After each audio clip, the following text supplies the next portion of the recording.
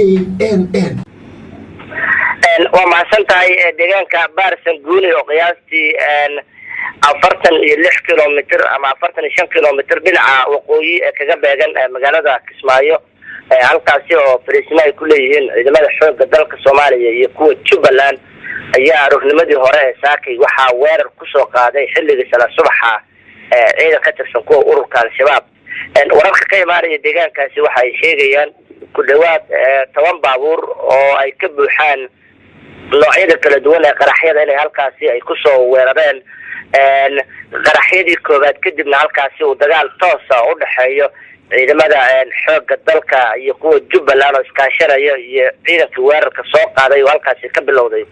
wararku waxay sheegayaan ilaa iyo hadda in ay weeraradaasi ama dagaalkaasi ilaa iyo hadda uu socdo isla markaasina aan la xaqiijin karin khasaaraha rasmiga ah ee ka dhashay dagaalkaasi waxaa lagu soo waramayaa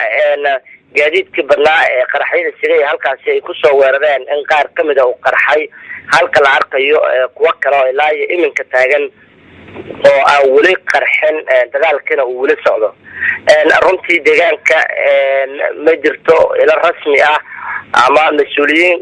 ka tirsan kuwa dawladda federaalka ama sida ama kuwa Jubbaland oo ilaa iyo hadda ka hadlay dagaalkaasi ama ka bixiyay faahfaahin rasmi ah balse wararka ugu dhow sheegay oo la soo gaarayo ayaa sheegayo in dagaalka weli uu socdo khasaaraha aan la xaqiijin karin saldhigga marka shabaabku ay weerarka ku qaadeen